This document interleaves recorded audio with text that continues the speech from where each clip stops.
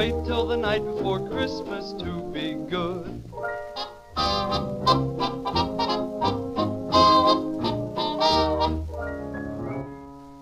And in 3, 2, 1, welcome, ladies and gentlemen, to the 12 podcasts of Christmas, number 12. This is episode 3. As always, I'm one of your hosts, Francois Nation. I'm Andrew Sorsdahl. I'm Abigail Breslin. Who the fuck is that again? I actually know who that is. Little Miss Sunshine. Little Miss Sunshine. Yeah. Good actress. Good actress. And we have, for the third year in a row, very special guest. Could you introduce yourself, sir? Hello, I'm Sandwich Dad. Third time in a row. Yeah, this is great. Yeah, we I'm happy to be back. I put out the best Christmas sweater I could find. That is Short fucking notice. sick, actually. Oh, Love yes. that. I was watching some from like our previous, the previous episodes with you, and yeah, you were talking about how you and a buddy of yours were thinking about when they were shooting Game of Thrones in Europe. You guys were gonna like maybe jump over Yeah, there. that was like years ago. That was probably like 2011 or 12 or something like that. We were.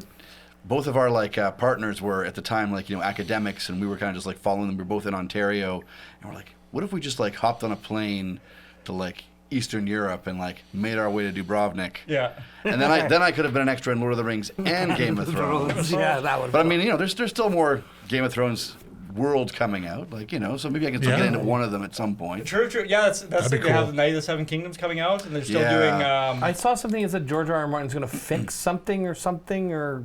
Well, he's gonna. Yes, obviously, he's writing Winds of Winter, which is the conclusion. Actually, did he split Winds of Winter into 2 now again? I don't I think don't so. I feel like every 6 months or so I'm like, There's so something- where are we with this? And it's always so fucking grim. He's Always like, oh man, no. John, would you mind just loosening your mic and just bringing it towards yeah. you, maybe like a fist distance? Sorry. Yeah. How's that? Like, is it kind of? It can be Yeah, close. yeah, that's pretty Yeah, good. that's good. Yeah. That's great. And then All right. tighten for me. Nope. I just want to make sure. I'm sorry. There we go. I'm sorry. Sorry, John. Hey, all good. Yes, I was actually he's starting to say I think I'm gonna die before I finish this book, and it's like, ooh, it's bad when the guys start saying that. The last 'Cause now thing, he's giving I himself an read out. was that the only way he can write is to basically seclude himself for months at a time, but he just keeps on taking so many more projects on, and being like, yeah, I'll direct an episode of this. Oh yeah, sure, I'll put my hands in this. It's like, stop, just sit down for a fucking couple of months. Write the book. Just go and finish that. We're all waiting. Yeah. But with your thing, but yeah, so yeah, it's infamous now. The ending of Game of Thrones, the TV show, was pretty not loved by most of the fan base. So you can't be the writer and watch what happened and be like, ooh, I'm not going to pivot a little bit here and try to fix the things that everybody was pissed off I feel about. like even if he dies, he has enough probably completed of both of them that we can piece it together and get a decent story out of it. someone will be able to. Yeah. That's actually a sick move because it's J.R. Tolkien had a couple unfinished manuscripts that his son finished when he passed away. Yeah. And who's the writer of Robert Jordan, the writer of Wheel of Time. Brendan Sanderson finished the last couple of those or whatever. And who wrote Hitchhiker's Guide? Douglas Adams. Yeah. He passed away before he was able to finish that. And it's so they always have these heir apparent writers that they're like, oh, if I die, let this guy finish my books or whatever. Yeah. And if you're George R. R. Martin and you're smart, this is very morbid. You pass away before you finish, then whoever gets the book and finishes it, then it's it's that motherfucker's fault. I was dead. It's not me. Then you get to throw your hands up if it's bad. That's. I think it'll probably be pretty good once it actually comes out. It'll at least be better than the TV show. Yes. That's what everyone. Okay, we're going to get into this right away because we have It's hot food. We got hot cooling food. meat. So on today's episode, we're doing some sandwich comparisons. Yeah, we thought it's I've seen a lot of versions of this, but cheap versus expensive. So we have a few different sandwiches. We're going to do the cheapest version and the most expensive or gourmet version that we could come up with with our meager. Now our first kitchen. sandwich is going to be an excuse just to eat A5 Wagyu. So I have a shitty steak that I bought at Sobeys, and we have actual authentic Japanese A5 Wagyu, and Francois has. Rabbit food. Eves. What do you? What's your Steve? I'm not getting toppings or anything. We're just eating. No, we're just eating. Oh shit. This is John, you take that when you're a guest. prairie You take the style big steak guy. sandwich. Oh, I will. So we're going to start. We'll start with the Whoop. expensive. We're going to start with the expensive just because I don't want to ruin the experience. Okay. Just the way that this is glistening already is pretty unbelievable. I've never had a Wagyu before. I never We're had starting A5 with the expensive. Yeah. Start with the expensive. Oh, man. It's only disappointing from Only here on just out. wait from here on out. All right, down the hatch. That's pretty unbeatable. Like, you don't really need much on there to make that good. I feel like the populace, when it's like if you see an interview with like Jennifer Lawrence or something, and she's like, "I burp," and then it's like, "Oh, I burp too. Jennifer Lawrence is just like me." That's what I feel like right now. I'm just like these guys. God damn it! That's just salt and. Yeah, that is.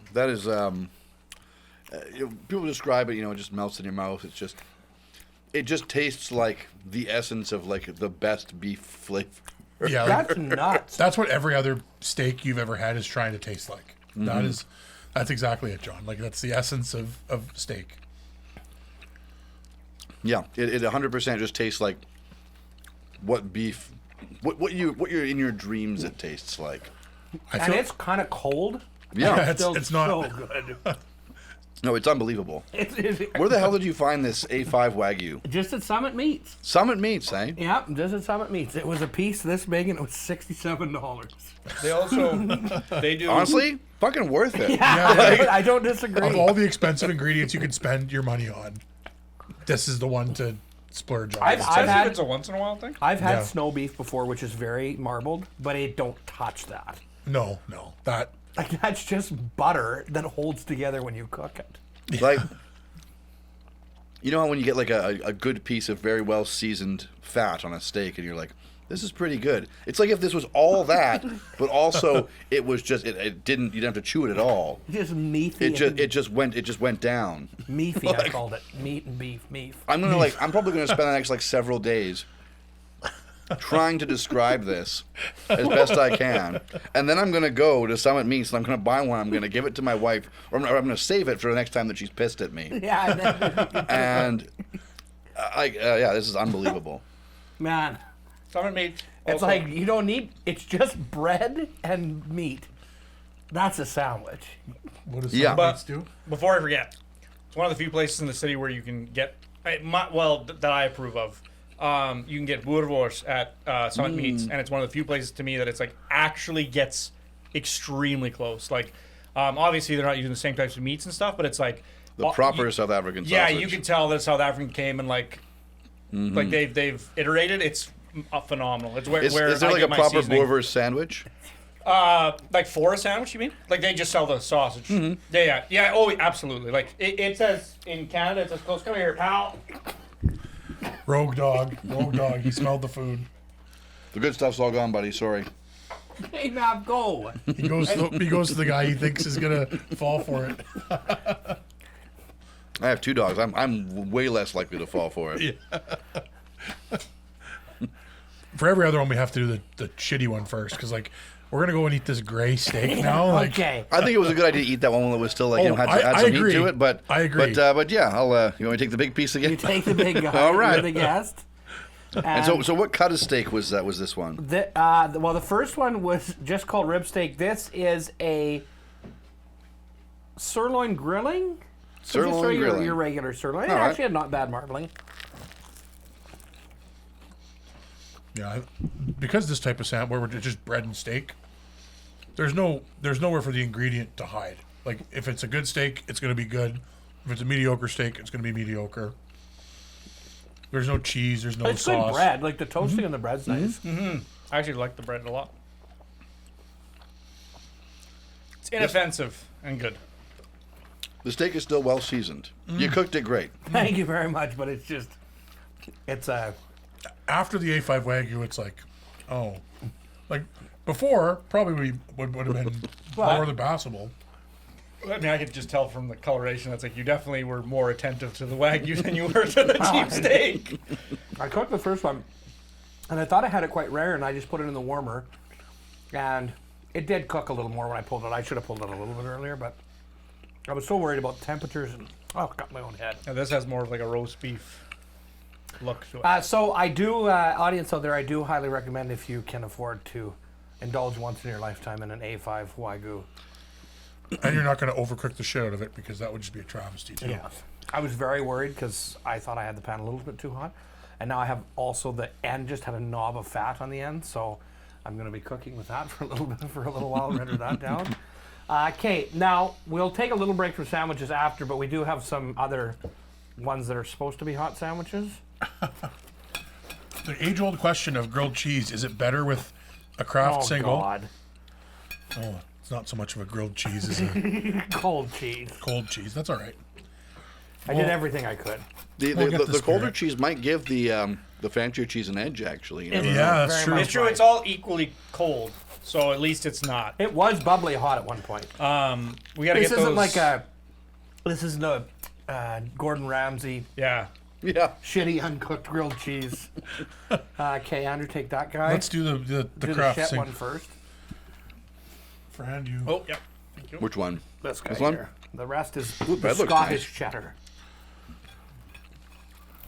How much was it called? A cheddar.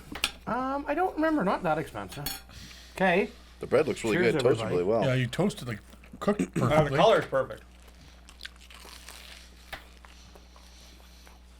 Now, question for the team: ketchup with your grilled cheese.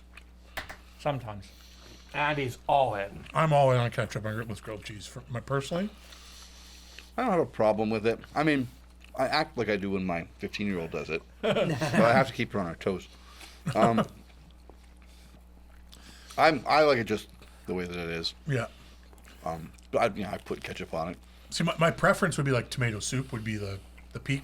And still, like, I'll only have the tomato soup with the ketchup if it's a shitty grilled cheese. Yeah, like This one's pretty good. It is. It doesn't need ketchup. It doesn't need a tomato soup. What I like about this, what I like about you, we generally buy like that harvest rye or whatever for the house. And when you make that into a grilled cheese, the little rye seeds in the bread burn. And then you get little burnt nodules in the grilled cheese, and I really don't like that. That's why I like the highly processed bleached white. No, keep talking. I had a very similar. The different whitest thing, bread but similar possible. experience. 100%.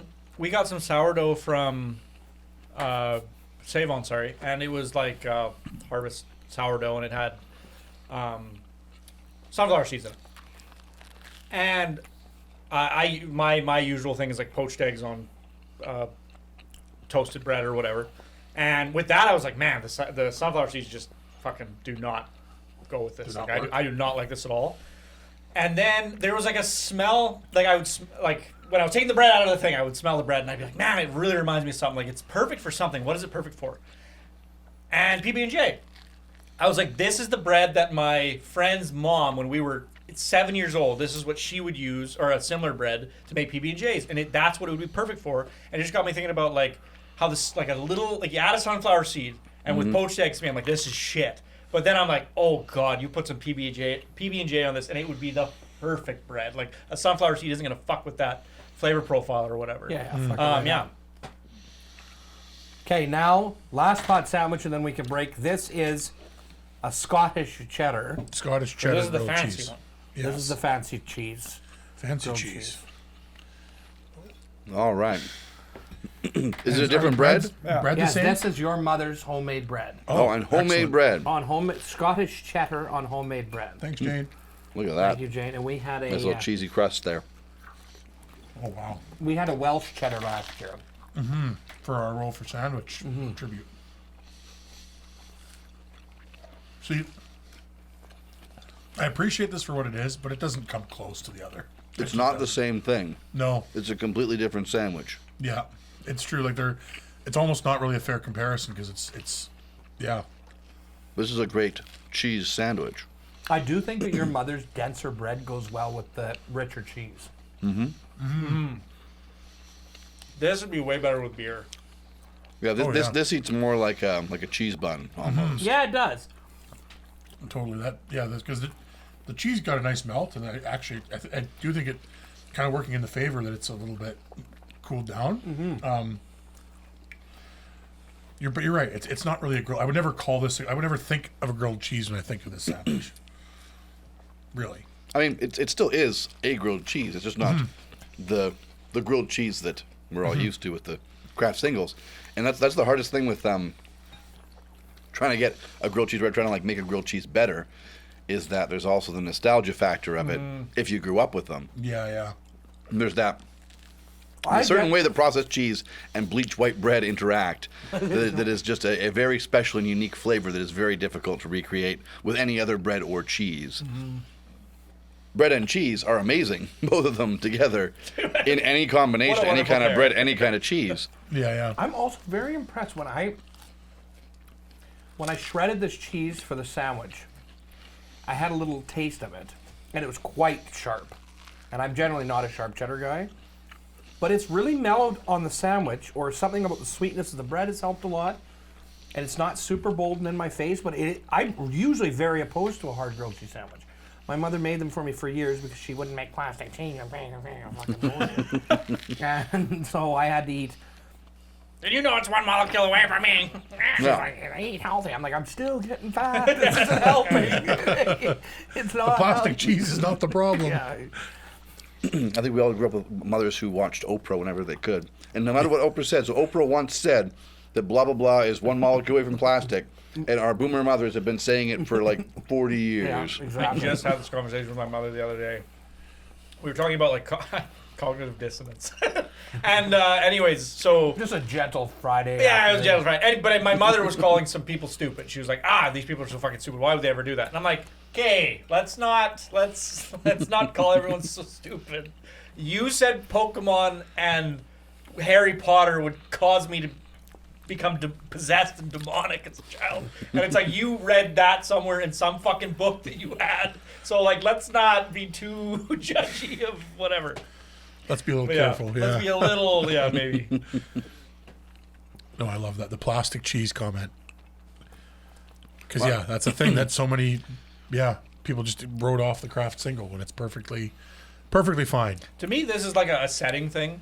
Like if you were in a fancy, low lit, maybe a little more high end bar, like this grilled cheese to me, if they had a grilled cheese on the menu, it's like this would make more sense. But it's like if I stopped in a small town, I went to a diner, this would piss me off. Like I would want the craft single grilled cheese. Like that's what I want there. If it's well lit, I want the craft single. If it's low lighting, I want that's the Cheese determining, sandwiches are Yeah, very determining like- factor.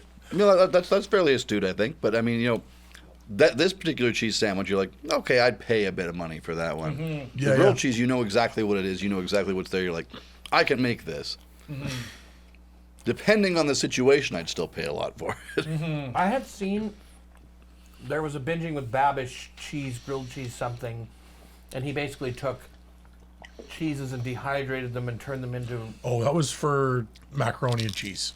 But he did make craft singles out of No, he made like macaroni. He made like craft dinner no, sorry. powder out of good cheese. But he blends, also yeah. made American cheese. real cheese out of American cheese out of real cheese. And he like added citric acid or something to it so it wouldn't split and it wouldn't get Sodium greasy. citrate. Sodium citrate, is that what it is? What a shame that that's a content creator that just like I used to be such a fan of Babish and were his whole huge into thing, him. and then I think he just got in his head with the following and the numbers, and it's just the content just took a nosedive where it became like everything he puts out now. And I guess there's only a certain number of like pop culture meals that you can create, but like now it's all like him ranking the best whatever bullshit. So I don't care what your rank on the 50, like trying 50 peanut butters, which one's the best. I don't like why is You this become your a thing slave now? to the algorithm, like Yeah, even yeah. I decided just recently because I was doing the Saskatchewan Wanderer. Yes, here. I saw that. Yeah. And I was like, well, I was like, well, I'm gonna recycle some stuff because I am busy. Yeah. and I can't go to like 10 restaurants and make things happen again. I'm gonna recycle some videos. I've been to a lot of places. I recently went through my archives and tried to organize them for the first time in 5 years, and I have like over 700 videos. So I mean, going through those and naming all those, I was like, yeah, there's a lot, and so I put those together, and I was like, well, I'll make a top 10 of Saskatoon. Instantly, like the biggest video I've had in years on like multiple platforms, which was great. But I'm not just gonna do top 10s forever. Like Yeah. that's not fun. We had unabashedly 6 people come in today to order the Reuben because you recommend it. Yeah, man. Yeah. You have no idea somebody- how many people have like started like the day after I posted that. People were questing already. Somebody blamed you for Goblin's Grill being sold out of stuff. I saw on Ah, social fuck media. yeah. They were Alright. like, what did you recommend from there again? The bologna stack. Yeah, they were like, I've been trying to get this for I don't know how many weeks, and they're like, I can't get it because Sandwich Dad made a video and now it's sold out every time I go. I was gonna say, Like, oh, that's funny. it's the one thing I want to try from Goblin's Grill.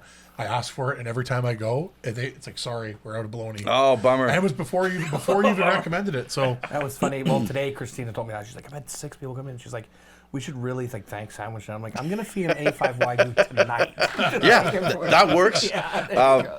Yeah, and like people were pissed too that I didn't include certain places as well. And like like there's a lot of places I could only include 10. Yeah. And I had to give a shout out to people were like, oh, you should have just done one banh mi because I did Nong Nong as well. But like that place is also like a really good place. Yeah, 100%. But I also eat at Frankie's What all a the fucking time. white ass thing to say. You should only do one banh mi. It's like, Yeah. what if But- the top 5 but places are they- banh mi places? But Fuck they kept you. saying that, being like, because you left out this place, and most of the time people were mad that I left out off Gangster's Sandwiches, Yeah. which is like it's kind of like our Italian sandwich place. I mean, Yeah. also there's Christie's Bakery, which makes Italian sandwiches and their own bread, but But like. it's like, am I doing a top 10 or a variety pack? Like, Also, it's am like I doing like here's 10 really good sandwiches? Is basically what I'm doing. Yeah, I'm yeah, not. yeah. You're like, so this is your ranking? I was like, no, it's not definitive. And like, Ah. I even wrote in like the thing. It's like, just by the way, just so you know, all rankings are bullshit. These are 10 sandwiches that I like. If you have different ones, that's totally cool. This list is subjective, as all our top 10s. Rating things is stupid. Just eat good stuff. taking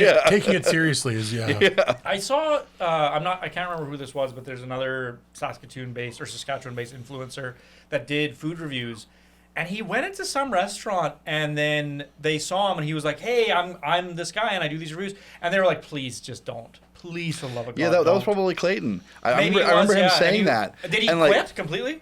Because this guy they're No. talking about, he was like, "I'm not doing these reviews anymore at all." well, I mean, kind of. Because they told him that it's like you cause.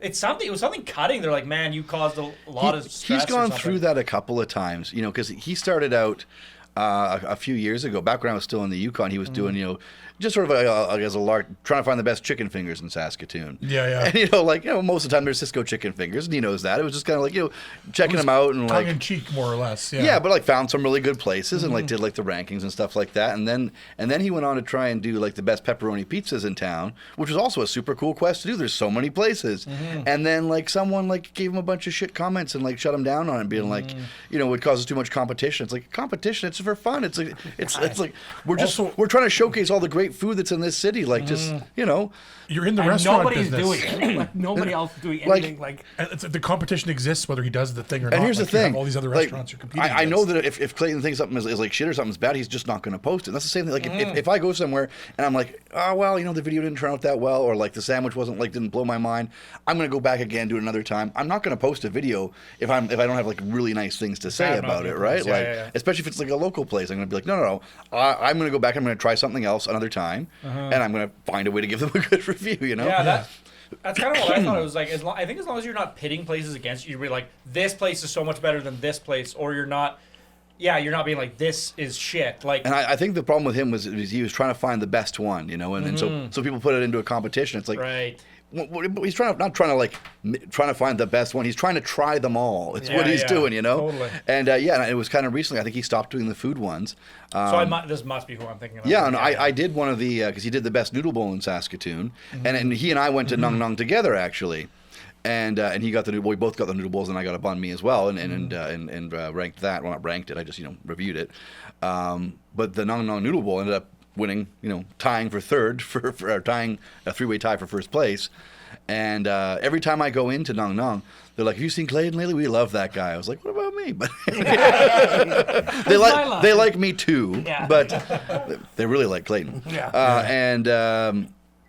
Yeah, I remember him posting something recently, and he was doing just quests of like other random things that he was like looking for in places for food quests, and people just were giving him shit. It's like, well, come on, man! Like we're just trying to least show that somebody's Saskatoon doing has really anything. good restaurants.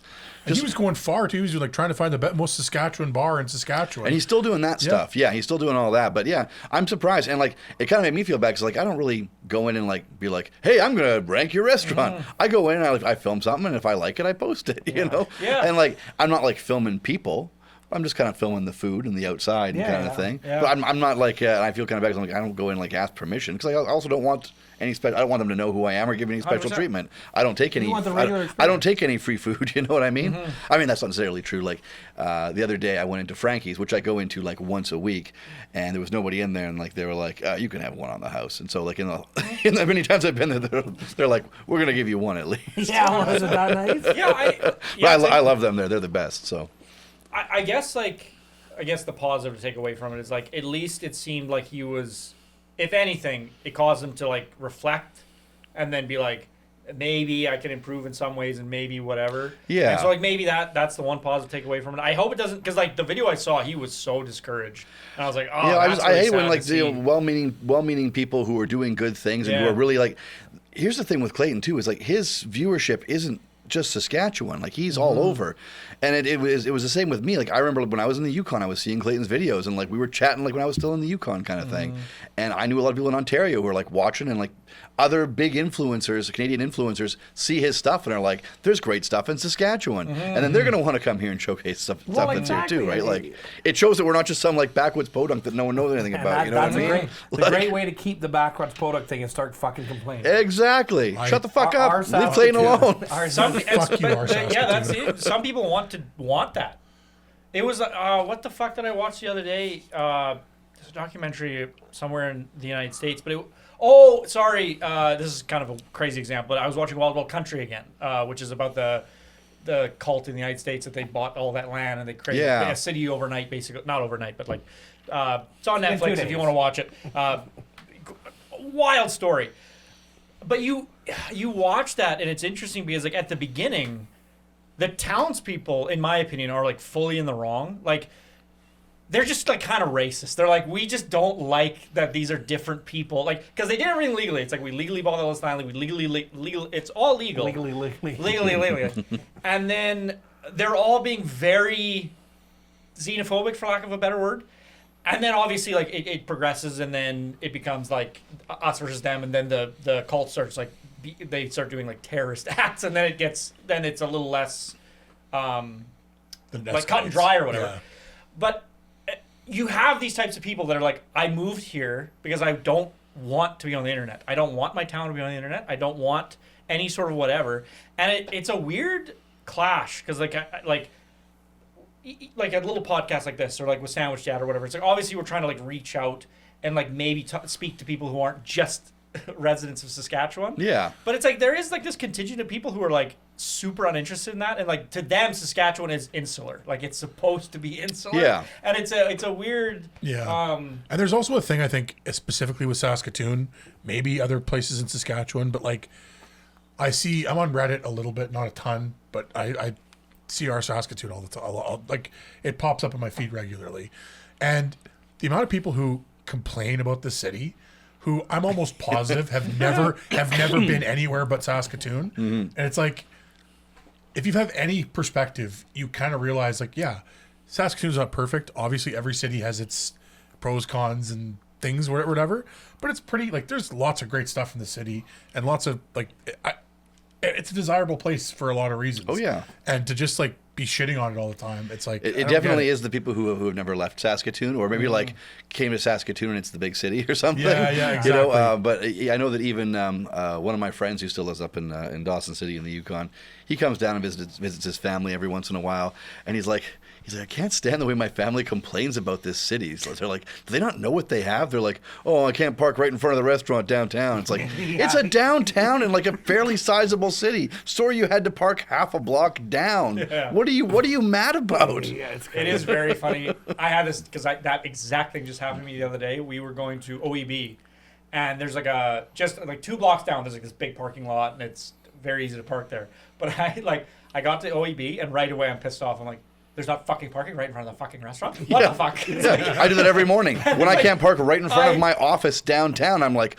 oh, I have to walk around the corner. And I remember living in Vancouver, and I'm like, oh, thank God I don't have to walk, take a SkyTrain and then walk For 40 minutes. Yeah, exactly. It's like, Yeah. oh, this is so And it's nice. like, I love the expectation of street level 5 spots being enough room for a 4-story building full of people to all park up front. Yeah. It's like, you know. It's funny. I think about the parking thing, and then I think back to living in Toronto for that year, and it's like my choice was, do I want an hour, like a 45-minute hour commute by car, or a 2.5 hour commute by public transit?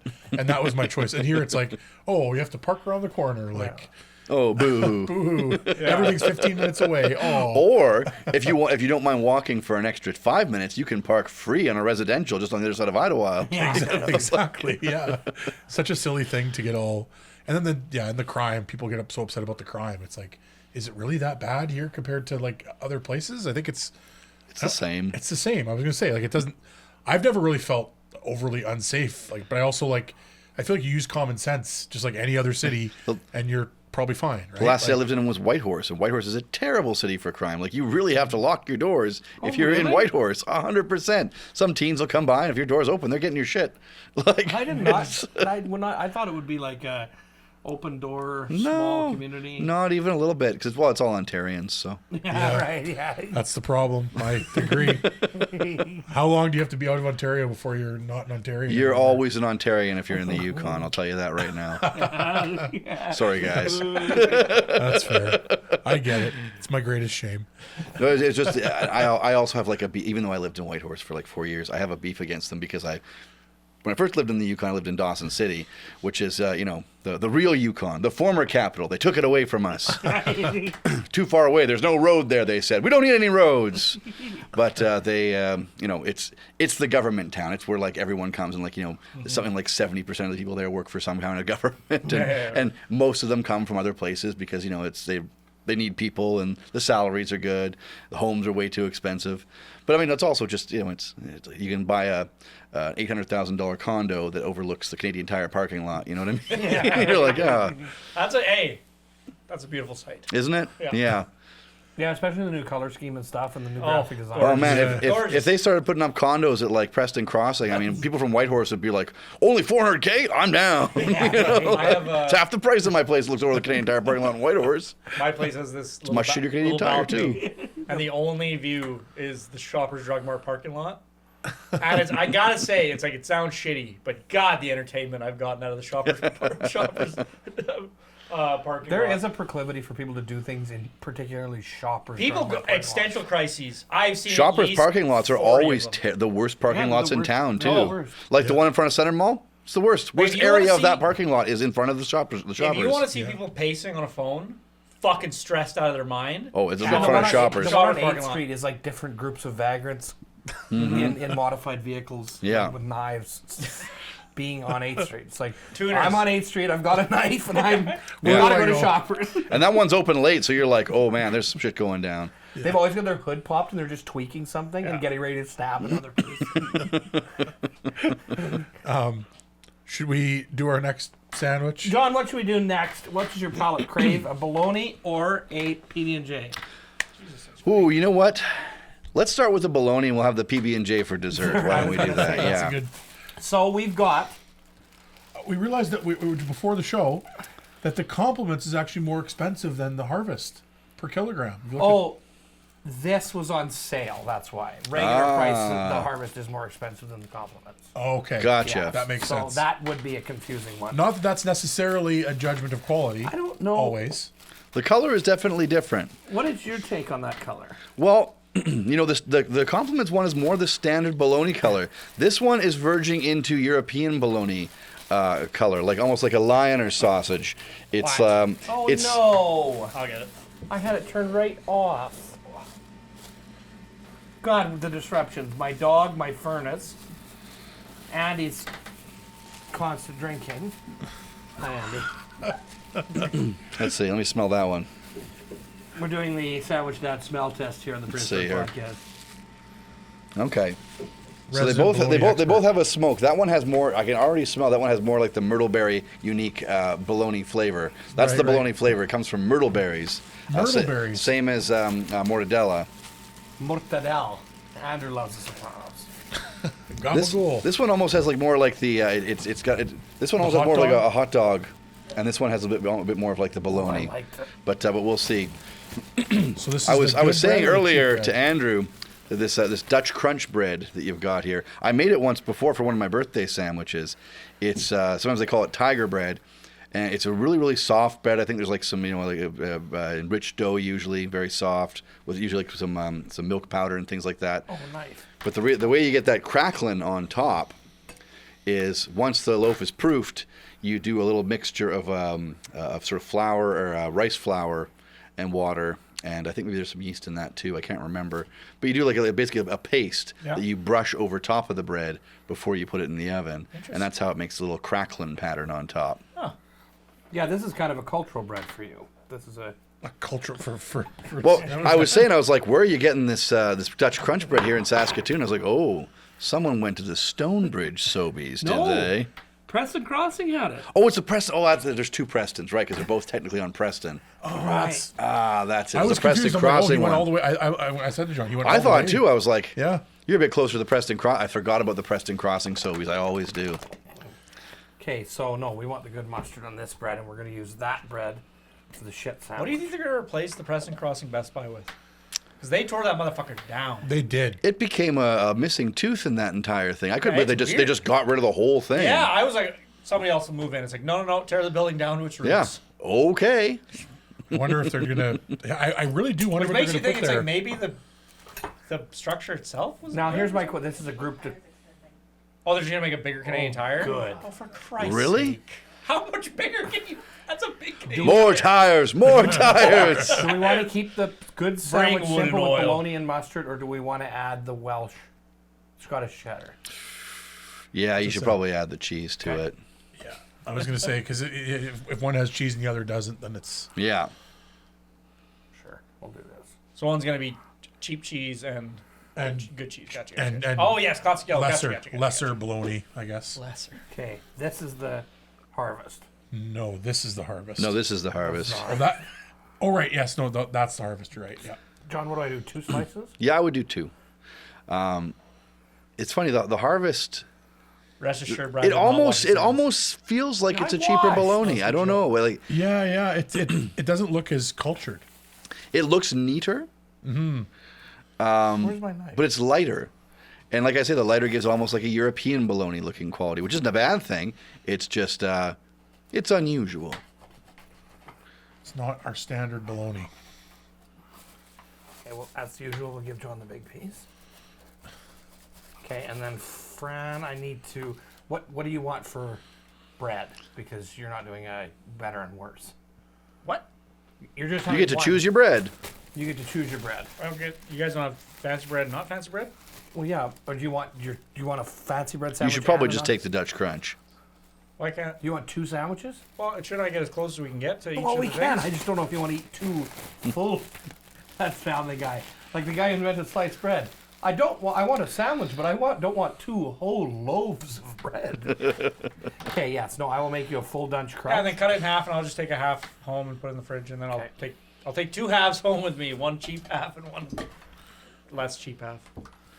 I'll note that you have margarine for both, which is disappointing to me. Yes, but I'm sorry, I didn't have any all softened right. butter. You know, I think that margarine gets a pretty bad rap too, especially as someone who posts Me in this fucking too. place. Have you guys ever been on the internet before? Yeah. Let me tell you, people on there do not like margarine. Yeah, They're not fans. we know. They have a lot of bad love all things to these say keyboard- about it. These keyboard warriors, like, no, you don't all have softened butter at home. I fucking know it's true. Where do you live that your butter's always soft, asshole? Yeah. Like, I know it's winter in Saskatchewan. I It's not that different. recently found out that you're not supposed to just keep butter on the counter. Like that's not a thing you're supposed to do. But they have those things that What? keep butter on the counter. No, it's like a food. If you go to any food safety thing, it's like you're not supposed to do that. Yeah, I mean, Okay, I food just- safety people need to fuck off. sounds like someone's got a case of the supposed to. Actually, though. Exactly. Yeah. I found out about that and I'm like, okay, well, I'm gonna keep doing it. So Yeah. Yeah. Fuck that. And I got myself a butter bell, like the actual, like the crock, Yeah, like the real the French seal. ones, right? Like I that. don't know what this is. And it's like it's a little upside down bell that you spread the butter in, Yeah. and you have a little bit of water in this bottom part, Yep. It and seals it. then you put it in there and it seals it and it's supposed to keep it fresh. Oh. My butter always did, like you could tell it started to get a cheesy smell to it after a while still. And so my wife started refusing to use it. She's like, "Your butter always stinks from that thing. We're not doing that anymore." I was like, Just "Well, leave it on you're there. not I'll do doing half that mine. anymore." I need more room. Okay. But Keeping it, I think, just in the cloche is also fine. Like, Yeah, I mean, yeah. I have a but- buttered dish I'm not thing. using your stinky butter bread anymore, Yeah, John. exactly. Well, I mean, and to be fair, it did start to smell a little like, like a good ripening cheese. And I kind of liked the extra taste, I was but, gonna say, it was one of those things like, back in the gold rush days in Dawson City in the Yukon, they used to say that, when they couldn't get eggs in the Klondike Gold Rush, and when the eggs came, they'd be so like, past their prime that old Klondikers, when they finally left and went down to like Vancouver or other parts of the world, they would like wander from restaurant to restaurant trying to find eggs with more flavor. You know what I mean? They're sort of like, these eggs don't taste like anything. Those Dawson eggs, like, well, yeah, they're like a year old, but yeah. sure, yeah.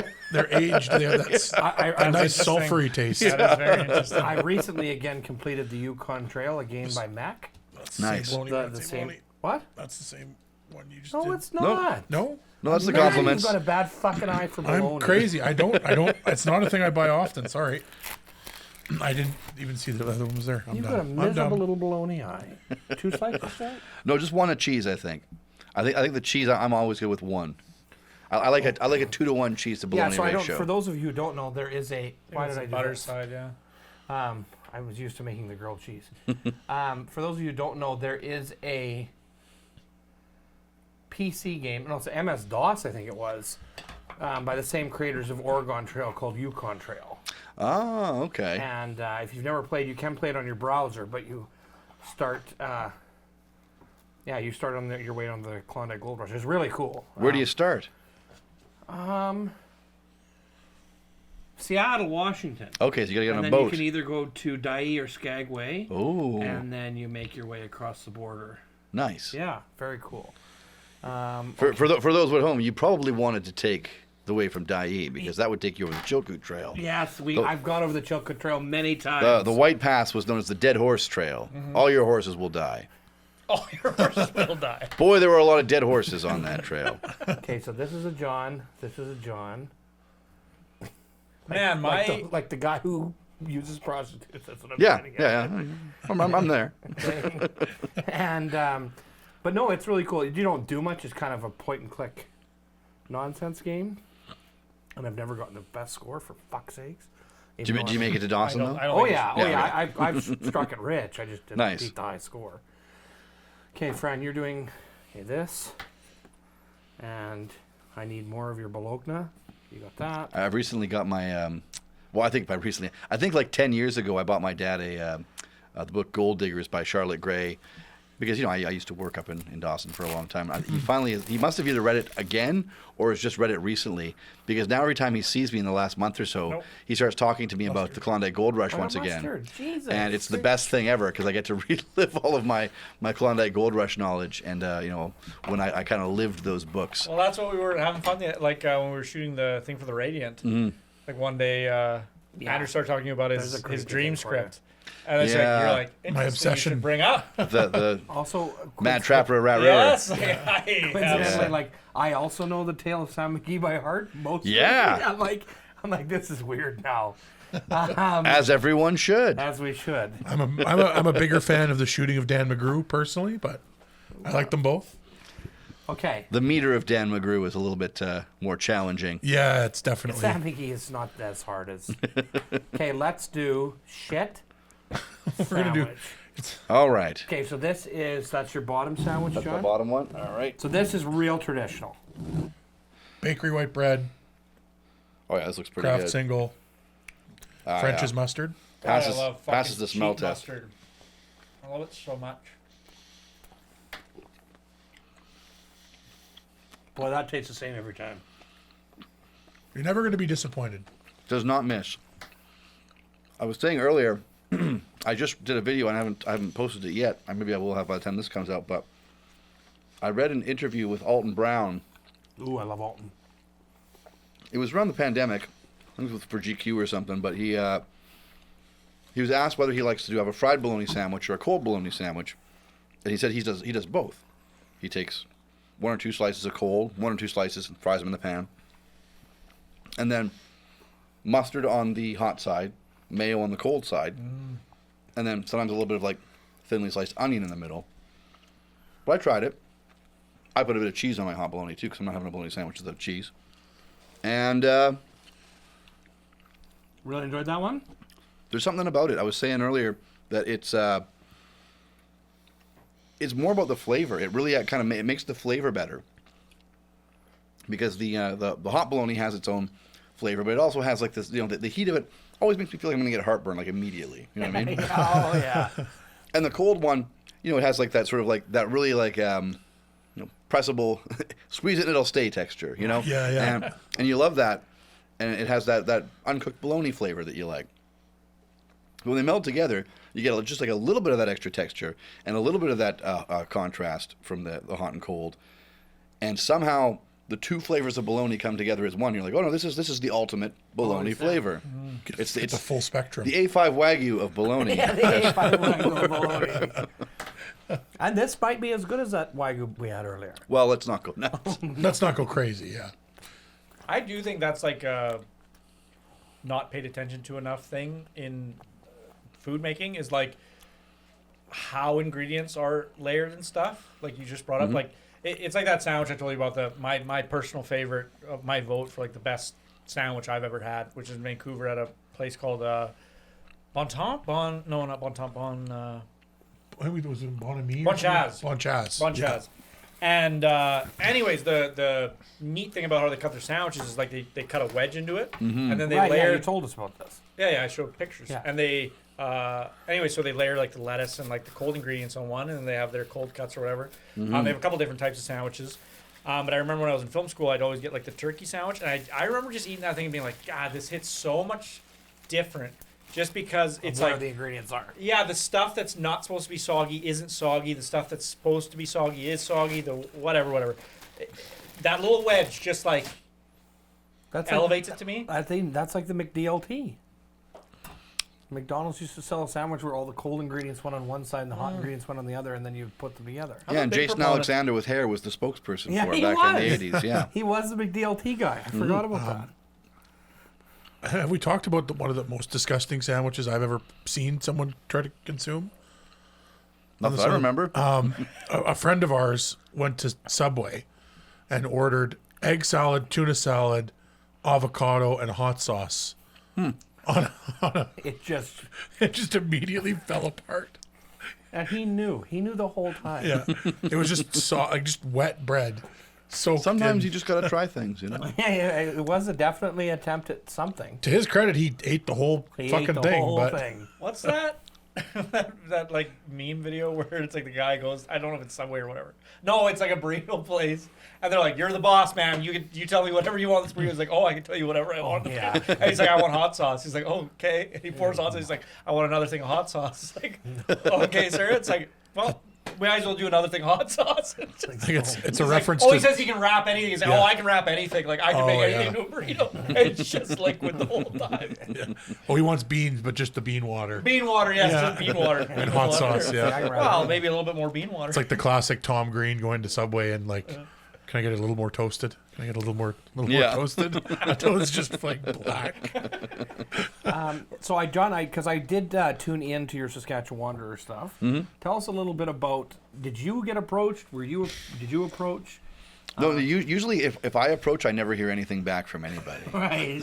The way I get gigs is when people will call me, and then I just say yes. Right. But yeah, Andrew, who's the Saskatchewan Wanderer, who's it's like a paid government position, and he runs this tourism blog So essentially. it used to be an annual awarded thing to somebody. Yeah. Because I remember Like a contest. Lindsay Alban tried to get it. Heather Williams also tried to get it at one point. yeah. And then he kind of scored it permanently. Yeah, he scored like the indefinite. Yeah, so he is the Saskatchewan Wanderer now, and that's his job, and he goes everywhere and does. It seems like he's got a pretty crazy schedule too, because he's sort of like we were trying to schedule what week it was going to be. He's like, well, I got this week, I got this week, and like it's a million different things happen all across the province. So I mean, I think they probably realized that. I think they used to just do it for summer, and then it got extended a little bit past summer, and then a bit more, and then it became permanent because there was just so much going on all the time. There's always something happening, and might as well have someone covering it. And so they've been doing these takeovers too, with just perspectives of other people in Saskatchewan, and they asked me to do a takeover for a week, and they're like, do 3 to 7 videos, and I was like, well, I think I got 4. That's what I could do. So I did 5 days a week. That's 3 to 7. So technically it was 5 because the first one was just sort of like a bio. You're like, hey, I'm here for the week. But it was great because I got to think a little bit more, and like I was saying too, when I did it, that like when I first started wanting to like be more into sandwiches and be the sandwich guy, I mentioned, and I was on the CBC a couple times this week talking about it, or last week. I remember having a club sandwich on like a fishing trip with my dad in La Ronge, and then thinking about all the club sandwiches that I've had in other small towns going like fishing or hunting with my dad when I was a kid. And I'd always get a club sandwich, and it was always my favorite sandwich. And I'm like, I should just go to like every small town in Saskatchewan and try club sandwiches. And, fast forward to like 25 plus years later, I kind of have an opportunity to do that, at least in Saskatoon, with all kinds of sandwiches. And I see people who are like, like Clayton, going to like all these small towns and checking out all of their really unique things, not necessarily just their food, but their bars and their rinks and all this kind of stuff. And so being asked to be the Saskatchewan Wanderer, it's kind of like, it's almost a dream come true. Yeah. I would have been like, oh, give me like a month. I'll do it like in 2 months. I'm going to go around and do all these things, except for I have 3 kids. Yeah, and so one, I'm not taking them with me. They're the worst. And, this is the John we know and love. Yeah. And 2, if any of them, if one of them had the slightest modicum of interest in sandwiches, like maybe I would have gone a little bit out of town and done my club quest, but no. So I ended up doing the Ruby Club from Corner Gas instead. That was cool though, because I wanted to taste that ever since I saw that show. Yeah. Right. It just looked so good. Like you don't see clubhouses on marble rye bread. No. But the weirdest thing too was in the book, it said it was on focaccia, and it's very much not on clearly focaccia. It's on, but the picture is clearly on rye. On marble rye, 100%. Wait, there's a book? So when I was wondering about it, when I first started doing Sandwiches of Canada and trying to put them all together, I had an idea to do the Ruby Club. And back then, before Twitter became like just sort of like a fascist wasteland, I reached out to Brent Butt on Twitter, and I was like, hey, what do you know about the Ruby Club? Like, is there a recipe somewhere? And he wrote back to me, and he was like, I never knew the recipe. Like, it was a real sandwich that they had. I think there's a recipe in this book that someone did about like Dog River and about like episode guides or whatever. And so I found the book, and sure enough, it was in there. It just said it was focaccia, but it was created by like a prop master for the show, and like the composition was weird because it was like the first layer was just like turkey. That's it, just turkey and mayonnaise. That was it. And then the second layer was just bacon, cheese, and tomatoes, so no lettuce or anything. It's like, oh, this is a bit odd. And then it looked like there was like a special sauce, but they said it was just made, and it probably was. They just made it like there was a Ruby sauce for the show. So I guess for like the cross section to be visually the most interesting, they did it that way, or? And hold up when it's sitting there too. Yeah, right? yeah. I think that was probably the main thing. Yeah, is the holding up, and like it actually was a pretty good looking sandwich, and it did hold up when I was filming and stuff like that. But yeah, I guess it was like a props master, and they said that there was people were eating them on set for quite a while for the day there, but. I'm glad. I thought you were going to say Brent said, we're going to axe the tax, build the homes. Yeah. No, he did not say that. He just gave me the instructions for the sandwich. But it would have been nice if he gave me the full recipe for the sandwich and was like a huge fan. Yeah. But I kind of remember this. I think he probably had better things to think about. Well, you don't fucking know what you got. I don't know if Brent has a lot more to think about right now. Not right now. When he was making the show, he's probably like, he probably wasn't like, I should write this recipe down for this sandwich the prop master came up with that I barely interact with in this episode. Well, I'm sure it's like how many things in our own lives that like you take for granted. You don't know, like you think your mom's always going to be there to make you whatever meal, and then one day your mom's gone, and then it's like, fuck, I never got her right. There's a movie on Netflix called Nona's actually that just came out a little while ago. Yeah, Vince Vaughn. Yeah. And that's kind of watched it. I quite enjoyed it. It's very. He couldn't figure out the secret ingredient was apples. I saw her put apples in the first scene. Like, come on, Vince, why weren't you watching? It's extraordinary. The film is extraordinarily basic. I'll say that. It's like there's nothing in the movie that happens that you won't be able to predict. But it's like it's not trying to be that movie. It's just trying to be a nice feel good movie. Yeah. And but yeah, that's the premise of the movie. Is like his. It's like it's so nice because we all didn't want to see a kind of raunchy but tongue-in-cheek new IP by Vince Vaughn, but instead we had to fucking thing about Italian cooking. It's very It wins you over. It won me over. It's based on a real place prick. in Yes, in exactly. Staten Island. Yeah. And it's cool at the Yeah, end of the like movie. They actually Old School 2 would have sucked. Like, fuck. at the end of the movie they have like photographs and they have whatever of all the real place and they compare that's and cool. contrast Yeah. it all and it's pretty neat. But yeah, the whole premise of that movie, sorry for anybody who doesn't know about it, is like Vince Vaughn, he's an Italian guy, lives in Manhattan, and his mother passed away. And his grandma and his mother knew the recipe. I can't remember what the specific dish is, but it's like, anyways, there's this dish that he loved, and he never got the recipe. And so he has all these other recipes, though, that they left for him. And so then he, in his grieving process, he's like, I'm going to start making all these meals and give it to my friends and family. And that's how I'll grieve, is like to distract myself. And he gets this inheritance, and everybody's like, man, you should really stop doing this thing where you're just cooking all the time and you're not like, you should move on. Like, you use this inheritance money, do something you want to do. And then he does the thing that nobody wants him to do. He's like, I bought a restaurant and I want to make a restaurant. They're like, what a terrible idea. You're going to lose all your money. You're going to waste your inheritance. And he's like, no, this is what I want to do. And he's like, the vision is I'm going to hire these like grandmothers and mothers from the neighborhood, and they're going to cook. And then it's going to be this family atmosphere in my restaurant. And that's what I want. And so that's sort of the basic premise of the movie. And one of the through lines is like, will he ever find this recipe that he he gets it. desires? Who knows? Watch the film. This feel good film. Who fucking knows? Just if he watch gets the Wedding recipe? Crashers and Dodgeball. But there's like a preview of when he's a kid and he's watching his mom make the Sunday sauce, and you can see what she's putting in it if you look. I knew Yeah, right but from the he's a beginning. He's like, there's something in that that's sweet. You're like, I saw I put goddamn apples in it. Yeah. Weren't you watching? I was watching. Part I of it thought I is- was watching you watching. Part of it is the type of apple.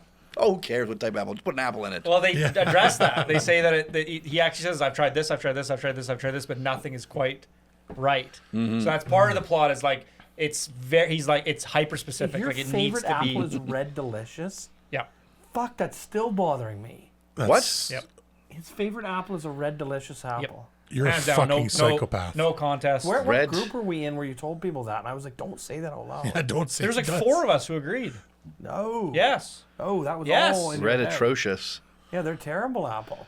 waxy fucking skin. Do we want? Mealy, no flavor, no Do we juice. want? Yeah. I don't know if your thumbs me up or if you're. Yeah. If There you you go. if you make a Another fan. if you make a Red fake Delicious. pop apple out of styrofoam, it will taste better than a Red Delicious apple. Anyway, that just popped in. Let's try That's this. wild. Doughboys. That's what you guys are. Doughboys. Like that's what that is. Like the person that complains about a Red Delicious, it's like the Pillsbury. It's like, well, I can't. I need it to be soft. I need my teeth. No, I like a crispy. No, apple. I know. I like an I apple. get it. I'm just I I saying. like has an to have a apple that snap. tastes good. That's Yeah. what comes to my head. That's what anybody who I like an apple complains that about Red has, Delicious is like has the juice. Pillsbury Doughboy. A little bit of No, see, acidity you like to the it. Red Delicious because it's crispy. I like crispier than Red I'm just Delicious. saying it'll never go away. Every time you complain about Red Delicious, that's what it is. It's that clip from that commercial. Have you had an apple that wasn't a Red Delicious? Is Many. that- okay. It's Because my favorite. I mean, like Have people you, like have you had a Red Delicious, Cosmic it's, Crisp? it's like the black Yeah, coffee. literally It's- any other. It's like any the other black, type of apple. it's like the black coffee thing. It's like people who like black coffee and they make fun of people who don't like black coffee. It's like they want. It's No, like, yes, no, we no, get I it, think- you I love- think this is we love different. black coffee. If you like, So good. if you like, Let me like my thing. if you like your Red Delicious apples, the other people like Red Delicious. Like, I just got here to America. Let's try one of your apples. Oh, this is so much better than a turnip. I am a first generation immigrant. That is It true. is better than a turnip. Yeah, it is. I would rather eat a Red Delicious than a raw turnip. Yeah. Like if I'll you give you just that. got off the turnip wagon. Okay, cheers to this sandwich. All right, we got to eat this one. I'm So excited this- to try this Sobeys Dutch Crunch Unceremoniously bread. Just went for it. So It's Sorry. I like the crumb of it. This mustard is really nice. that bread is awesome. This is your mother's bread? No, this is the Dutch Crunch from Oh, yes. Sobeys. That's good. Oh yeah. Oh. You I like you might that. be eating the other half of the. The mustard has real nuttiness to it. No, because this is cheese. It's this. Yeah, that's the. Well, maybe. Red or white wine and How do you herb. do Mm. this? You ate the expensive one first. The good one first. I don't think so, because I only have half of this one. No, that's the same No, one. with the cheese. That's the. I know, Andrew, Oh. you were way off today. I don't. Well, No, he's the crust. saying he's saying the crust is. looks different. It's just one side. No, that no, has it's only on the top. It's only on the top. Yeah. Oh, okay. I see yeah, now. Yeah. So I you, see you now.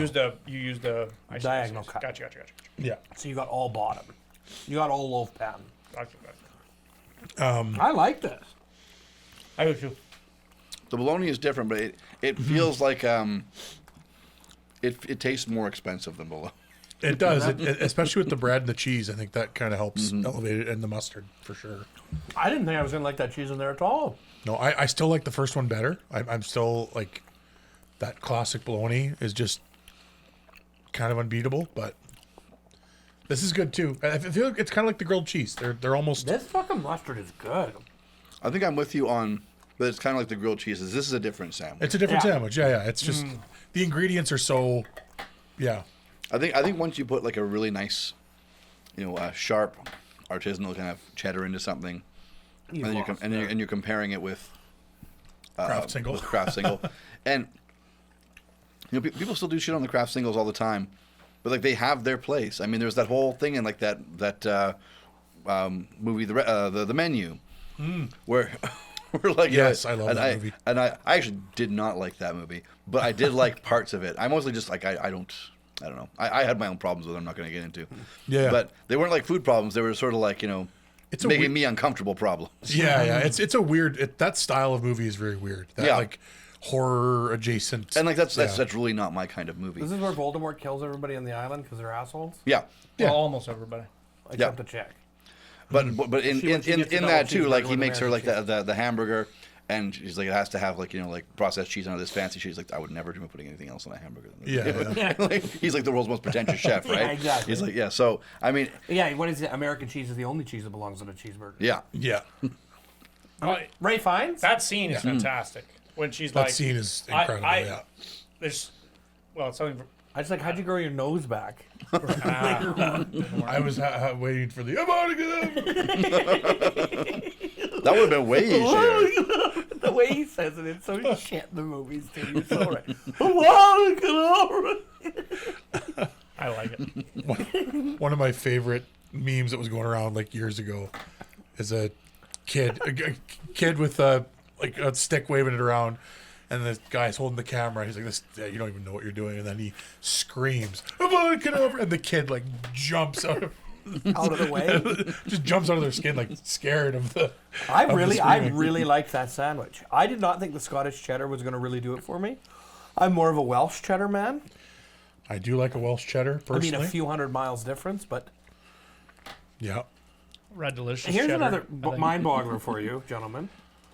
I accidentally set this on a warm stove element, and it did not melt the rubber bottom, but it actually started to melt the cheese inside to the point where it was bubbling. Well, that makes sense. That's I like think that Heat makes transfer through rubber is tough. Rubber's an insulator. There's not I much thought- rubber. Yeah, there's not very much. It's And cheese melts easy. Like it very was quickly. bubbling. It gets glued to the bottom. It is a little surprising. Like, there's no it's a debris. Christmas miracle, It was come on an on. element. It's a It was on an Christmas- element. Sorry, like a heating Yeah. element. Yeah, like you'd think there'd be a little bit of debris from the No, rubber. it on never melted. Debris. Debris. All right. Dessert sandwiches. Oh yeah, geez, we still have the PB and J, hey? Yeah. Okay. Let's start with the. Let's make them one at a time. Now I can actually be like a real boy. Okay, now we're gonna put the Dutch. What do we want? What do you want on your? Do you want Dutch crunch? I'll- or your Definitely mother's Dutch. bread? It's Dutch. I'll let the Big sandwich into- dad decide. On Oh, which geez, one goes okay. with which. We have white bread and Dutch crunch, and then our gourmet versus non. I don't know if the Dutch Crunch is a peanut butter and jam bread. I don't know enough about it. I've only ever made it once for like a Should we do gigantic this sandwich. That's old school. That's the old school. So we have the homemade bread and the old school bread. Yeah. Let's do the old school bread for the peanut butter and jam, Okay. just regular For the traditional. for the traditional. Yeah. Well, actually, I shouldn't say that. I fucked up when I bought organic peanut butter. So Oh, it's a more one-to-one comparison with Andrews. But we've got real shit store-bought jam, so don't worry. All right. Oh no. It's Del Monte. You can go, man. You're really this cut is something. Yeah, there's a reason they invented sliced bread. You know. I know. Can you imagine going through this for your entire life I before can't even sliced judge. I bread? don't want to eat too. I have never whole fucking- loaves of bread. Done a good cut job on a whole loaf of bread. This is like- beginning to end ever. Honestly, in my life. like I'm kind of scared of unsliced sandwich It bread. is. If I get one by accident, I can bring it home. Like, oh man, I'm gonna have some really shitty uneven sandwiches. Like to the point where I've gone on Amazon and been like, is there must be an invention where it's like a thing you can put your bread in that has slats, and this does exist. It's like you just put your loaf of bread in, it has slats, and they're like then you put your in knife Germany, through the don't slats. you buy it at the store and then cut it at the store with a machine at the store? Really? Yeah, in France That's as well. cool. Well, actually, there was a place in Kensington super Market in cool. Toronto that did that. I remember. Yeah. In Germany, I think it's pretty common to have like a deli slicer. Swastikas on everything. Yeah. It's Well, pretty actually, these days that's super no. The other thing is, if you like organic peanut butter, that's all well to you. I'm not going to try and mix a jar of peanut butter every time I want fucking peanut butter. It's ridiculous. I am with you on that. So why did you do this? I accidentally. Mistakes I just saw were made. compliments. It's the only compliments one I could Oh, it's find on the called. You were shelf. looking for like off. I gotcha. I think the texture of mine beats the organic by a Oh, lot. we'll see about Mr. fucking flapping his gums here. I mean, visually, so far, I'm kind of with you on that one. But yeah, I'm with you. My dad always used to buy like the Adams. My mom's like, it's so Peanut much butter. better. I'm like, it is so hard to get the hard part off the bottom of the jar. I had to do it today with this one. Yeah. It just made a mess of the entire kitchen. I used 9 utensils. Like, I gotta stir this sandwich. Dad's coming over. I'm so fucking pissed off. I'm like, this better be worth it, John. I said. It's organic peanut butter. It probably won't be. Oh, yeah, exactly. Here we got a spoon that's been untamed. No, all the power to the folks out there who like their natural peanut butter. Lots of this. I am not amongst you. No, this is the kind of camp people. You put them into facilities on trains and move them along. Okay, now is that enough? You want more? A little more. I think just because it's going to soak into the bread so much. Well, you got a fairly dense bread here. There we go. Okay.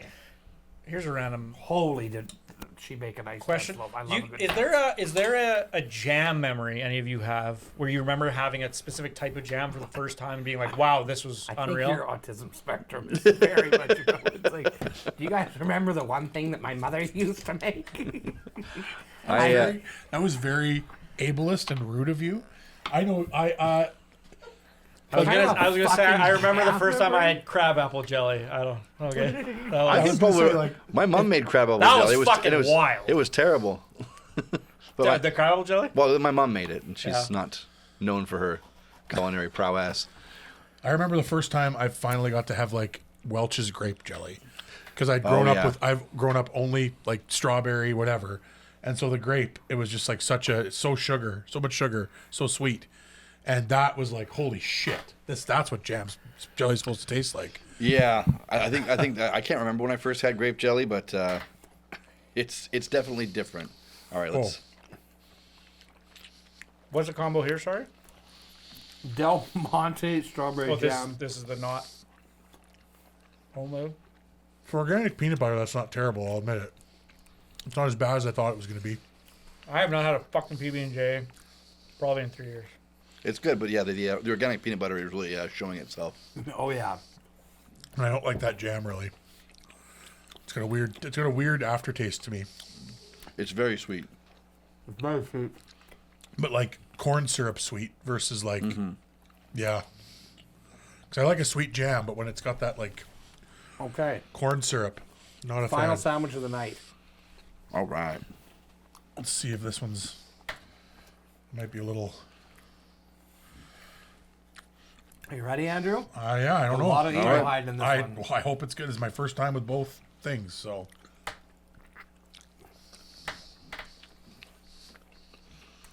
I mean, the strawberry flavor is instantly more natural than that other one. Jam is the other part. peanut butter is very like not sweet, but I think that kind of pairs well with the very sweet jam. I like this. Yeah, the peanut butter you almost don't get a whole lot of. The bread, I don't know if it's the right bread for a peanut butter and jam sandwich. No, it's definitely dense, and not the way that you maybe want. Kind of like a peanut butter and jelly cake. A little bit. But it's the jam. I don't care about anything else because the jam is very good. Yeah, Oh, it is. thank you. That was I mean, you can tell it's all simplest. natural made. that's It actually tastes like strawberries, not like strawberry flavoring. That's a $14 jam right there. Because things of strawberries right now are like $7 each. And it took 2 of them. Yeah. Fair enough. Fran, your thoughts? I think I agree. The jam is super nice, and I don't really like strawberry things often, so it's nice. It's not too. I don't know. There's that like artificial strawberry flavor, and it doesn't have any hint of that, which is super nice. This is loaded with that. But I had like Andrew gave me a little dip of his peanut 55% butter real before fruit. we filmed today, and I really like the peanut butter by itself. So it's just like it's Maybe you weird. just Like need more. that jam, I just don't know if it's. You would need a really strong peanut butter Or just to maybe- fight with that. Or maybe just more because we didn't put a ton of peanut butter. Yeah, maybe. Yeah. Or just a little bit less jam as well. Like Yeah. Either the ratio is off or you need something that's sharper or something. But no, I thought it was really good. And Well, now that I'm sticky and covered in crumbs, we know Sandwich Dad was here. Yeah. That's pretty much how I live my life. Scrum. quarter barrel at a time. All right, so do A you quarter sandwich at a time. Quarter sandwich. do you do? I live my life a quarter sandwich. That's great. Do you do many like is a PB and J a regular rotation for you or not as much? Not me personally. I make a lot of them. Yeah. But I have 3 kids, so and my kids make a lot of them. They are all, for the most part, grape jelly people, Yeah. and I allow it because I don't want to be cruel like my parents, but I am cruel like my parents in the way that like the white bread is only for Yeah, right. whole grain for you, all of you. Ancient grain. Yeah, it's got to be so. Yeah. Yeah. Seeds that are glued together. That's right. Yeah. But yeah, they'll maybe take a raspberry, maybe a strawberry, but otherwise, it's grape and peanut butter mostly. I prefer the raspberry personally. God, That's- grape seems yeah. to be the Raspberry new, strawberry for that's me, what yeah. kids like now. Grape jelly. See, my preference, if I'm buying store bought, raspberry for sure. Smucker's has a really nice, like, no sugar added raspberry that's like dynamite. Yeah. I just don't like all the little fucking seeds and raspberry. Oh, seeds are the best part. See, Yeah. and I like that it's a little tart, like it's especially if you're using like Jif or something. Yeah, exactly. Got a little tartness in there. Yeah, it's a nice pairing with like a sweet peanut butter. I'm also like, for me, I love like I could just eat peanut butter You on its love own. peanut Like butter. I would just What is your go-to peanut butter brand? Jif. Yeah? 10 times out of Crunchy 10. or smooth? Different applications. Oh, we're eating peanut Oh, butter so so- much that there's like You have a jar of each at all times. Not all. Like I will if I want. One of my favorite snacks is I'll get an apple, core it, and then I'll have peanut butter with it, and that with like apple with crunchy peanut butter, amazing. Yeah. Sandwich, if I'm doing PB and J smooth, if I'm doing I like peanut butter toast with like sharp cheddar. I'll do that God, with you're crunchy. doing all different kinds of things with peanut butter. Yeah. Yeah. Well, you should probably see some of my peanut butter videos. that I've got, like, I think I've probably done, in the time that I've been doing Sandwich Dad, probably at least 30 different, if not more, kinds of peanut butter sandwiches in weird combinations that have been suggested to me over the years. And, Very versatile. Yeah. well, it is. And, you know, one of my favorites that I grew up with that you know, I feel like we've kind of come past the tipping point where people don't think it's weird anymore, but maybe you guys still do, is I've always been a huge fan of peanut butter and pickle. haven't That is tried like it that yet. is like my favorite. And I grew up eating that Dill? as a kid. Yeah. Dill pickle. Some It's people like actually- sweet. Yeah. I don't like sweet pickles. It's, No, like, I it's the don't one either. food I don't like. Yeah. No, know. I agree with you. I actually think that's a good. My grandmother good loved sandwich. sweet pickles.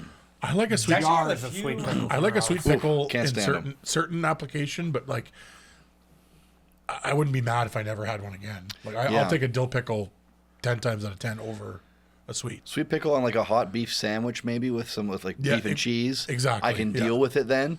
Yeah. But I've never eaten a sweet pickle just on its own and not been like, You never this want a- sucks. You never want a food item that you're just dealing with. Like, Yeah. That's never nice. Well, like dealing with when I say dealing with, like, I can understand why it goes with this. Yeah, yeah, This it's makes not sense. It's foreign, in a yeah. context. Gotcha. My The- biggest the- thing with a pickle is snappy, crispy. I want crunchy, snappy. Yeah. I also refuse to do anything other than a kosher dill pickle. Like they're just always the best. Every I honestly, like, last time I ended up buying Vlasic, and they are crunchier. Vlasic kosher dill is that's my go-to pickle. See, I just buy the cheap ass baby dills because I can't keep them in my house because, again, I have kids. And, pound through them. oh man, like they'll go through a jar of pickles in a day. You come back and you'd be like, oh well, No pickles on my sandwich, I guess. I'm very fortunate. My girlfriend, their family is nuts about canning. It's like once a year they'll just do a weekend where they can a fuck ton of shit, and then pickles always. We have homemade pickles. I guess it's true. I do have for all year. I do have a bunch of canned pickles in my basement, but I'm always afraid that they're going to be terrible. So I just leave them there for years at a time. It's like they're made these to consume.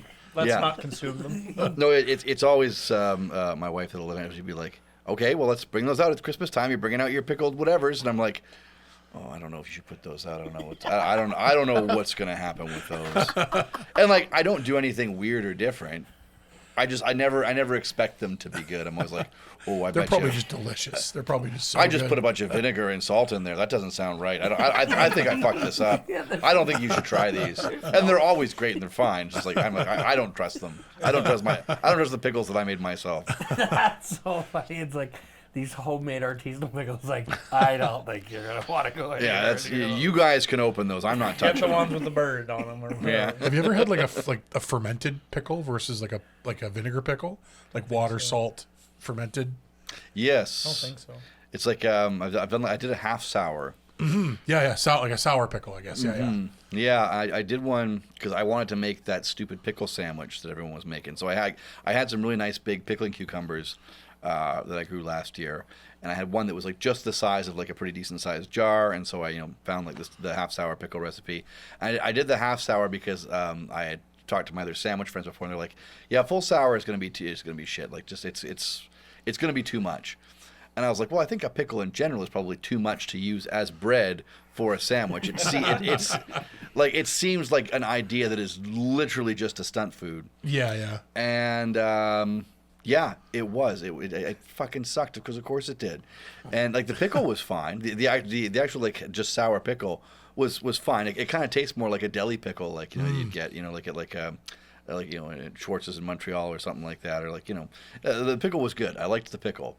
But the putting all the meats and lettuces and stuff inside this hollowed out stupid giant pickle is just as fucking dumb as it sounds. You're just like, oh, like now my hands are just all pickly, and I don't have anything to soak up any of like the richness of these meats. It's like the most off balance piece of shit you ever had to like. You're like, I might as well just got no bread and then just had a pickle in my mouth the entire time I ate a sandwich with no bread. Yeah. And you know what the best part of a sandwich is? It's the bread. It's the bread. Yeah. I was gonna say that's. I feel like people kind of overlook that so much. I feel like that the Like bread when they is. do like those, the tomato bread.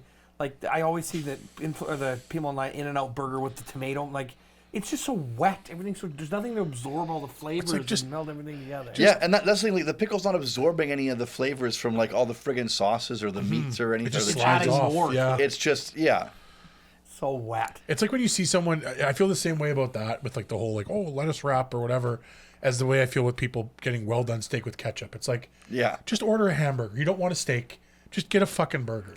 Like if you're gonna Eat a pickle. It's like just how about you just don't get a sandwich or whatever, a burger today. If you're not gonna have the bread, just don't do it. Just have something else. Have a salad. One last thing I forgot to.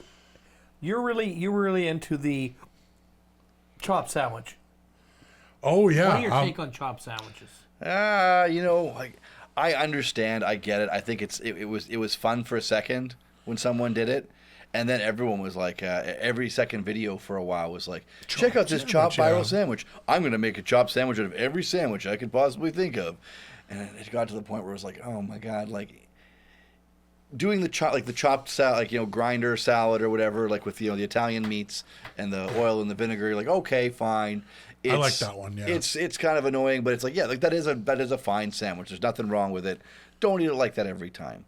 It's like that's fun, and it does. And the interesting thing about it, it doesn't really take away from it. It kind of just makes it like it's almost as if it's like its own. It's like an Italian meat salad sandwich, and it's quite good. But then people are like, well, every sandwich we can just do this to. We're just going to chop up everything. It's like you're trying to disperse every ingredient evenly in this whole thing. It's not. Yeah. It's like it's not trying to make a better sandwich. It's just it's too gimmicky. Yeah. And it's like let's make everything tuna salad. Like why? We don't have to make everything tuna salad. What do you like about it? What's your? What I like about the grinder and sandwich in particular, that one, because that's the only one I've done, because that's the only one that made sense to me. Yes. Was just that it evenly distributed things nicely. So every bite you're getting a Yeah. little bit of everything rather than like a pocket So of you're not vinegar. they're not necessarily made for you to get your whole mouth around them at the same time. So you might be missing Yeah. a few things in each bite. I totally get it, and it does taste good. It's a good sandwich. I think it's like the especially the Italian grinder one is a fine idea, but like anything. When you start going beyond it and start just making it, then it just becomes stunt food. Yeah. And I think the other thing I liked about it was, in particular, for if I'm feeding a big group of people, it's easy to like do up a big bowl of that Oh, yeah. and give you Just put it on some toasted bread. Yeah, exactly. And it's that's an easy, like, people are gonna like it. That's it's a good easy point. to feed That's a lot of really people. good point. It's way easier than making 25 sandwiches. Exactly. Yeah. So like that would be the application for that in particular, but I agree. Like anything outside of that's kind of, what are you doing? Yeah, and you got to do it kind of quick too, because that lettuce will wilt in like Big time. pretty quickly. Yeah, right. Mountain serve. Yeah. Yeah. John, you hate ranking sandwiches. Rank the sandwiches. All right. It's not that I hate ranking sandwiches. I just don't like that that people put so much on them. Like, you were like, what would you rate that sandwich that you just made? I was like, I don't know, like 1 million. Who gives a shit? Like, I liked it. It was fine. yeah. If I didn't like it, I probably wouldn't have posted it. If I really didn't like it, I would post it. Right, You yeah, know, exactly. especially if I made It it. went to that. Yeah. Yeah. If it was just boring, then it wouldn't make a good video, and I wouldn't post it anyways. But if I'm going to rank these ones, I think there's no question at all that the Wagyu was the best. That was far and away. Like I am going to go out of my way and spend the money to get one of those for a special occasion at some point. Now that I know what it, I've been wondering for years what it tasted like. It was phenomenal. Then next off, I'm probably going to go with the plain grilled cheese, like just like that was even though it wasn't it was done, it wasn't hot Bread anymore. really worked. But That's that nice. was the perfect iteration of a grilled cheese, even though it was no longer hot, it was still really good. Yeah. And then I think I'll go with I guess from there I'll go to the other steak sandwich. And then I'm going to go to the bologna with processed cheese. And then I'm going to go to the other grilled cheese sandwich. And then I'm going to go to the other bologna sandwich. And then the two PB&Js. Yeah. But Yeah. I'm just not that huge. Like I like PB&Js. I will make one for myself every once in a while. But A savory sandwich. they're never going to stand out to the savory sandwiches Yeah. for me. What about a PB and banana? Is that ever on the table for you, or are you one It's of those too people? sweet for me. Yeah. I've done the Elvis and various versions of the Elvis where you put the bacon on it and fry it or When whatever. you did that for like a gathering or something, you made the big. Oh, I made the big Elvis one. Yeah, the peanut butter and preserves and bacon, and like that. The kids loved that one. People loved that one. But yeah, it's too. To me, it doesn't feel like a sandwich. It feels more like a dessert. Like a It feels dessert, more like a totally. snack. It doesn't. Like, I'm not going to have that for lunch and feel satiated or feel like I had a good meal. You know what I mean? Like, I get a craving for a peanut butter and banana like literally once a year. I have my one Yeah. a year, and I'm like, cool, that was great, and I don't feel like I need to have it again. and it just for some reason, like especially banana, putting banana in there just makes it too sweet for me. Yeah, And like totally. and then when you get to like the if you're making anything where you're having to heat up a sandwich with banana in it, it's just like it's way over the top for sweetness for me. And with the Elvis, even you put the bacon in there, you're trying to get that extra little bit of salt and that smoke and that fattiness in there. Nope. Banana just It all I overpowers. taste is banana. It just overpowers the sweetness, and so it's banana on there. I don't mind bananas. I'm not going to personally have a peanut butter and banana. Probably, I would make one for anyone of my kids who asked for it. But Right. yeah, I used to eat bananas and milk as cereal when I was a kid. I put, Yeah. I Like with put- cereal or just bananas? and Just milk? bananas and milk. Bananas, milk, and cinnamon. A friend of mine growing up, that was a regular breakfast over at that Oh place. yeah. Yeah, chop the banana up into like in little See, I used pieces. to do And, like banana in my porridge and stuff, but I never thought to just put the bananas in the Yeah, my grandpa ate it. He said it was It yeah. upsets me a little bit. I don't know. It's just bananas floating in milk. It's pretty good. yeah. I mean, I actually don't eat bananas at all anymore. I buy a lot of bananas. The thought of eating a banana somehow I don't want to anymore.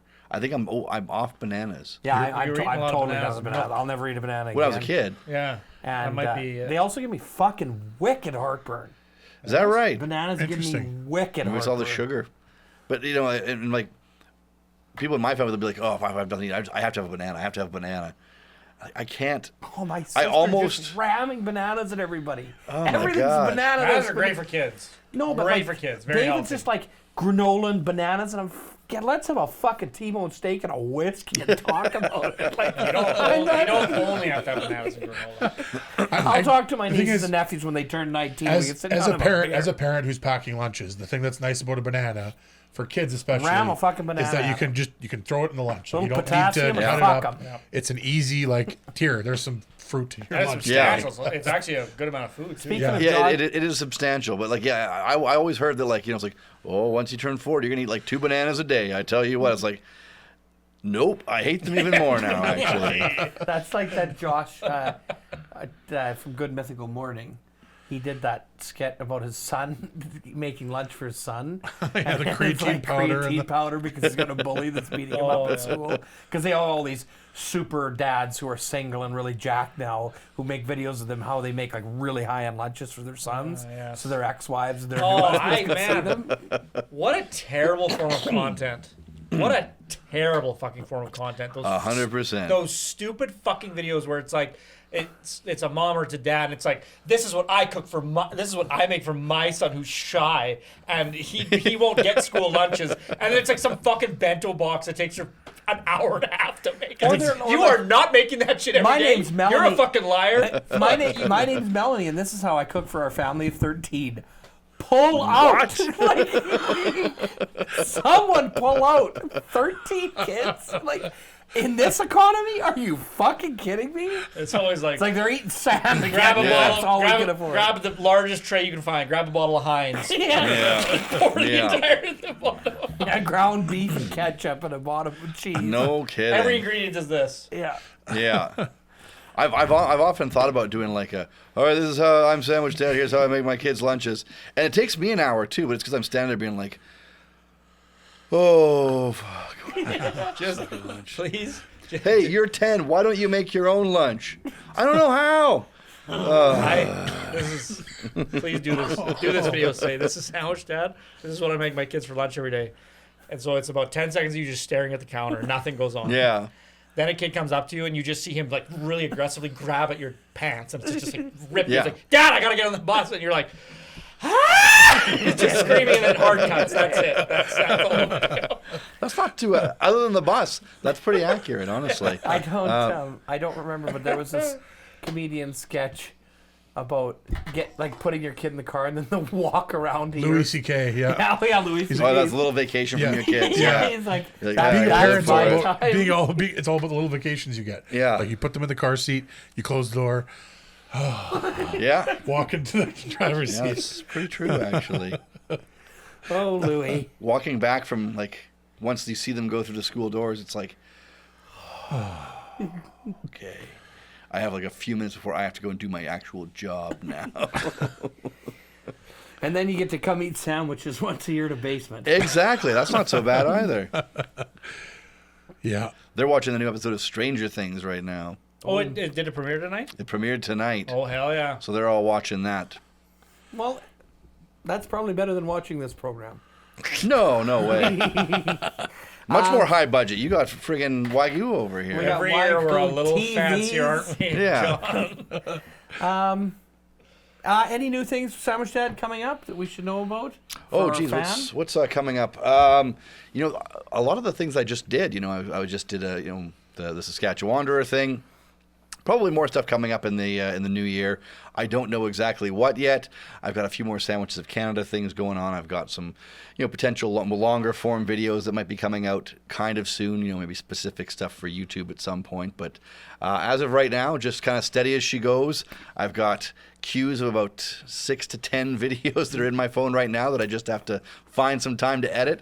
But yeah, just stay tuned.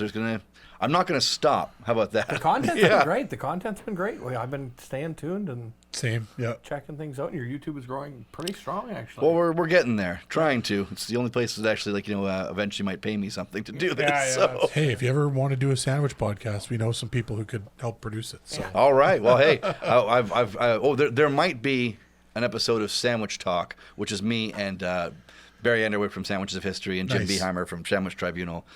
We might do one in December at some point and then post it sort of like, after Christmas or something like that. So Cool. Stay tuned for that. We're in preliminary talks, which is to say we have a signal chat where every once in a while, once every 3 months or so, one of us says, hey, we should do a podcast episode because we've only ever done 2, and that was the last one aired about a year ago. So Well, it's like they do yearly comic books like Batman. There's like yearly. Yeah. whatever, so it's same deal, right? well, the annual podcast. Annual, yeah. there you go. Annual number 1. Yeah.